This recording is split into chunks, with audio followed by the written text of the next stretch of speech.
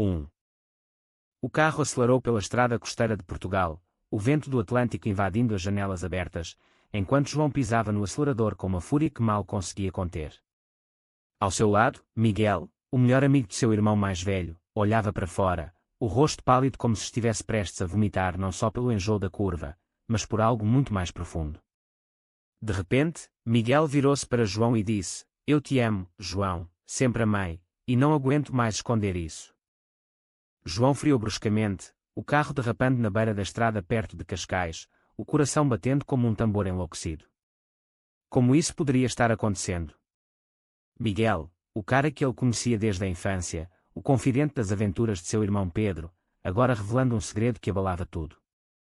João sentiu o mundo girar, as ondas do mar ao fundo parecendo ecoar o caos em sua mente.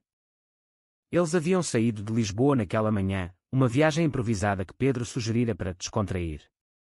João, aos 25 anos, estudante de arquitetura na Universidade de Lisboa, aceitara relutante. Ele precisava de um escape da pressão familiar, o pai, um conservador engenheiro civil, insistindo que ele assumisse a empresa da família, e a mãe, devota católica, sempre preocupada com sua vida solteira.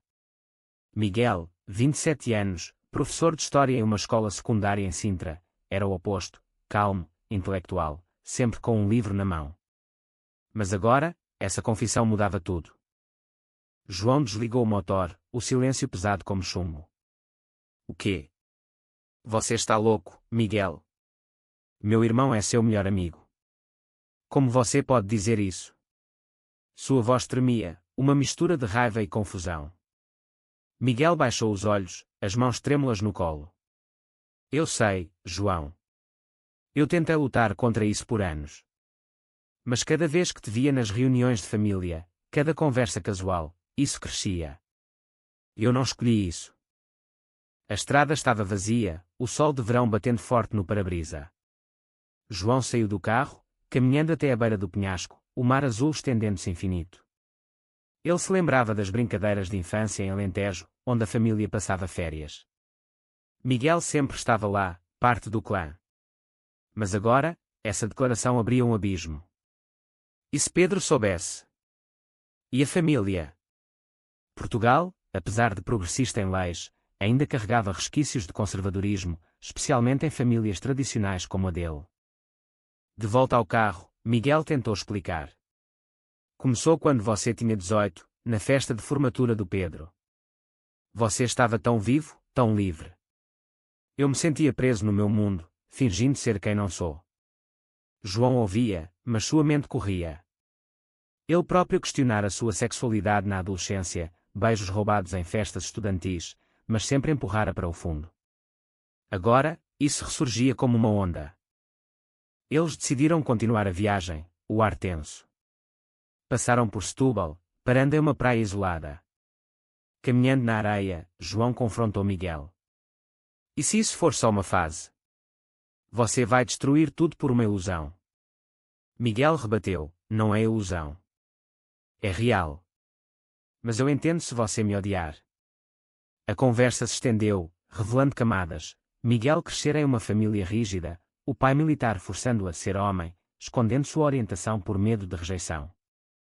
À noite, em um hotel simples em Sines, João não dormiu. Pensava no preço. Se respondesse ao sentimento de Miguel, arriscaria alienar Pedro, que era homofóbico declarado, e a família toda. Mas ignorar poderia significar uma vida de mentiras. Pela manhã, eles seguiram para o Algarve, o silêncio pontuado por olhares furtivos. No caminho, pararam em uma vila pitoresca, comendo sardinhas grelhadas em um restaurante à beira-mar. Miguel abriu-se mais. "Eu saí com mulheres para disfarçar, mas era vazio." João sentiu uma pontada de empatia, mas também medo. "E eu? Você acha que sou como você?" Miguel hesitou. "Não sei. Mas há algo entre nós, não negue." A tensão crescia, cada quilômetro ampliando o conflito interno de João. Ele se via dividido, atração sutil por Miguel, misturada com pânico social. Em Faro, eles passearam pelo centro histórico, mas João evitava toques acidentais. "Isso não pode acontecer", murmurou ele. Miguel assentiu, mas seus olhos diziam o contrário. O sol poente tingia o céu de laranja sobre as falésias do Algarve, enquanto João e Miguel caminhavam pela praia da Marinha. A confissão pairava como uma nuvem, mas eles tentavam fingir normalidade. João, porém, sentia o peito apertado, cada olhar de Miguel como uma faísca. Eles haviam chegado a Lagos no dia anterior, instalando-se em uma pousada charmosa. A viagem, inicialmente para relaxar, tornara-se um campo minado emocional. João ligou para Pedro, fingindo entusiasmo. Tudo bem por aqui, mano? Miguel está curtindo. Pedro riu. Cuida dele, hein? Ele é como um irmão para mim. As palavras ecoaram como uma acusação.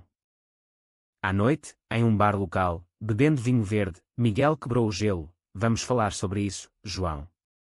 Ignorar não resolve. João relutou, mas cedeu.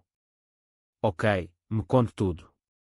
Miguel narrou sua jornada, descobrindo atração por homens na universidade, relacionamentos secretos, o medo constante de exposição em uma sociedade onde, apesar da legalização do casamento gay, preconceitos persistiam em círculos conservadores.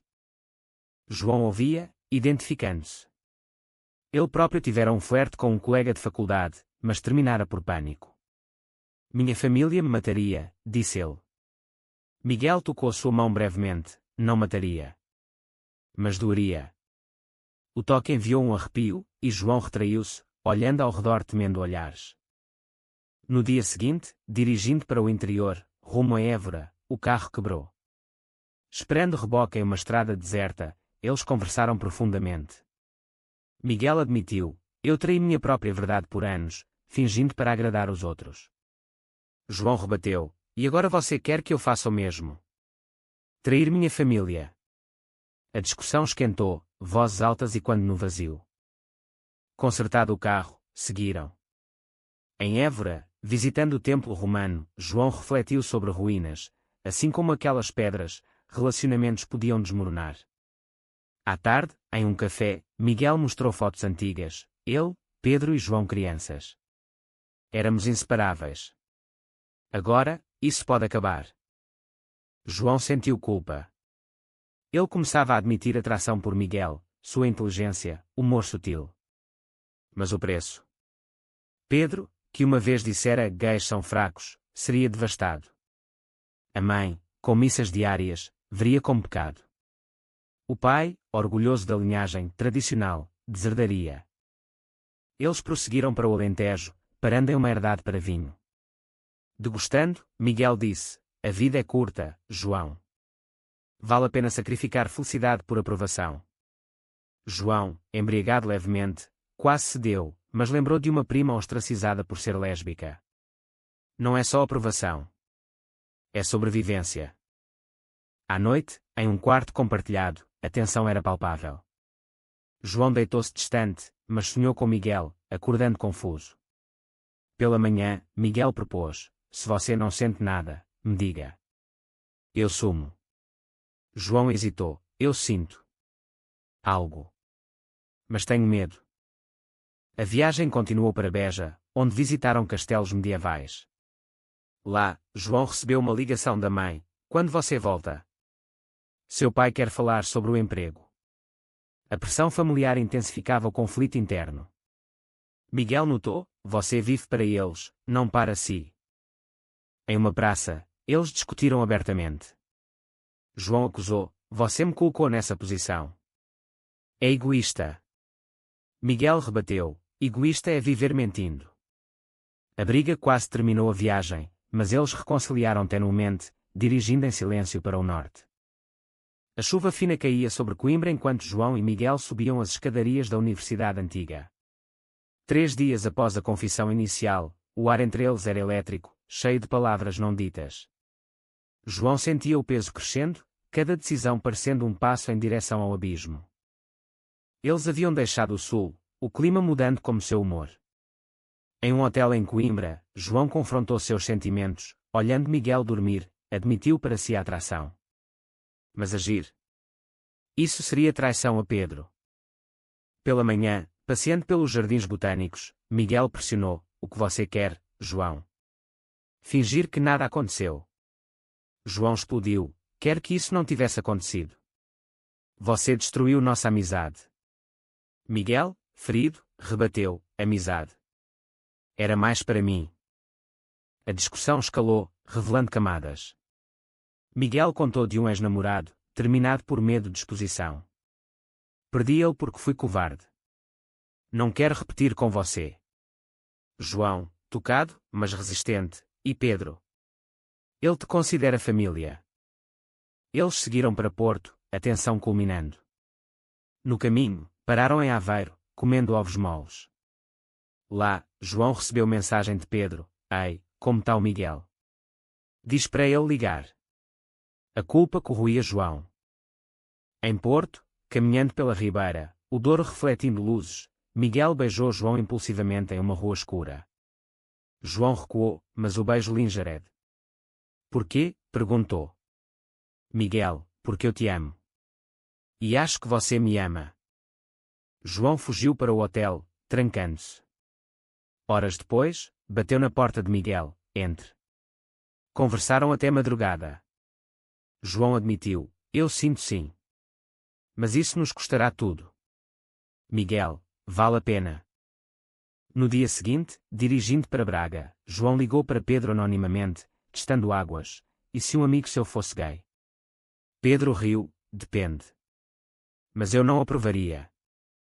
O coração de João afundou.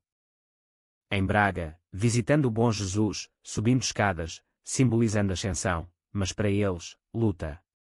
Miguel propôs: vamos contar a Pedro juntos. João negou: ele nos odiará. A conflito interno de João intensificava, amor versus lealdade. Ele via Miguel como alma gêmea, mas sociedade portuguesa, com igrejas onipresentes, lembrava moralidade.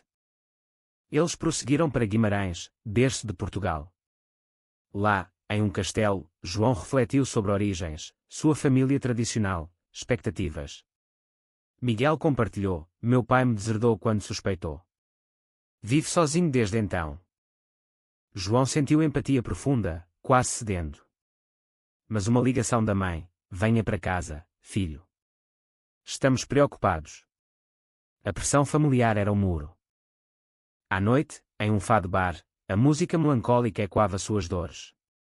Miguel sussurrou: escolha, João. Nós ou eles. João chorou silenciosamente.